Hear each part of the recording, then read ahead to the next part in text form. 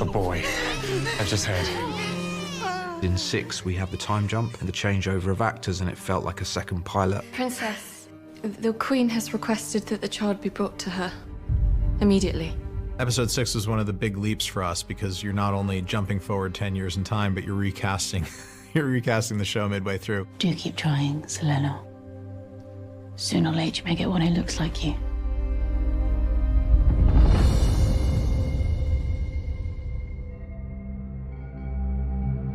I have to believe that in the end, honor and decency will prevail. After having his heart broken, Kristen Cole has found a new muse in Alicent. His loyalties have shifted completely because Alicent's the one who pulled him out at the moment at which he was at his lowest, and now he's sworn his vows to her. She tells him we must do what's right and remain on the side of righteousness. He takes that as a reason and an excuse to expose as much as possible Rhaenyra's wrongdoings, and Kristen Cole cannot help himself. Your interest in the Princeling's training is quite unusual, Commander. Most men would only have that kind of devotion toward a cousin, or a brother, or a son.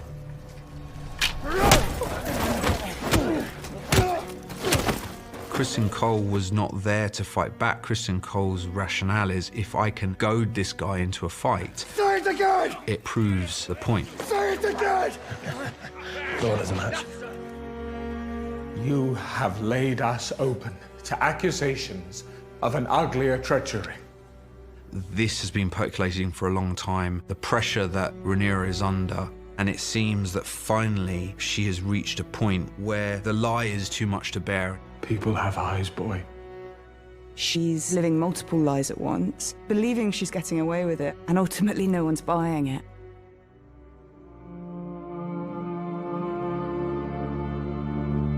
When Viserys names her heir, that comes with an understanding that she'll have to change.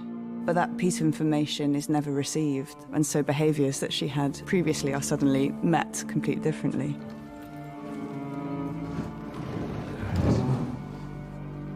Wait. My son, Jacaerys, will inherit the Iron Throne after me. I propose we betroth him to your daughter, Helena. Let them rule together. There's a sort of territory war going on over her father.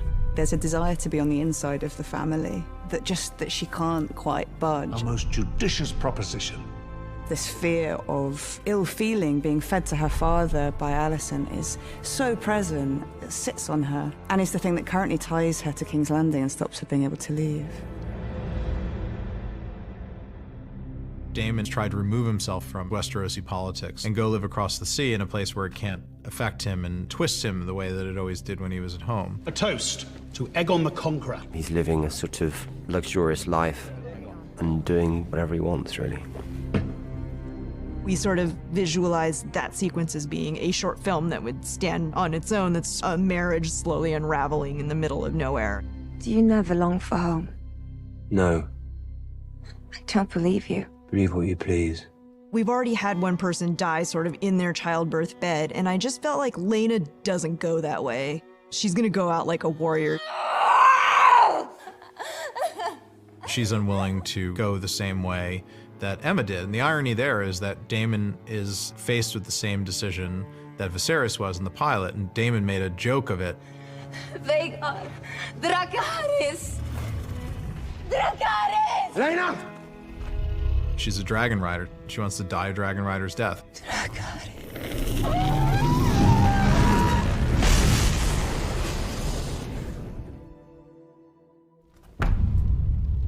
Episode 6, it brings into focus one of our villains, and that's Maris. The Queen makes a wish. What servant of the realm would not strive to fulfill it? He's one of the only people who listens to her properly, and I think he feels he's the only one who sees her truly. Your father was a good man. He's a player, and he's looking into the future and seeing what she is going to be. And he sort of placed his chips, and then will wait for that to come home for him. You cannot say your father would be impartial in this matter. No, but he would be partial to me. When she says, I wish my father were here, a normal person would say, oh, I'm so sorry for you, why don't you write him a letter? Laris hears, go out and kill my father and my brother so that the king doesn't have a hand so you can bring your father back. By claiming that he did it as a favor to her, he catches Alicent in a net. So he gets a much bigger prize in that than just becoming the Lord of Harrenhal. And we had 2 deaths by fire in the episode. At the end of the day, both Daemon and Rhaenyra lose the person who had shored them up and given them the ability to maintain the life that they had been living. We're leaving. To Dragonstone, then? I should have left years ago. Now this is adult Rhaenyra. She's no longer the impetuous teenager.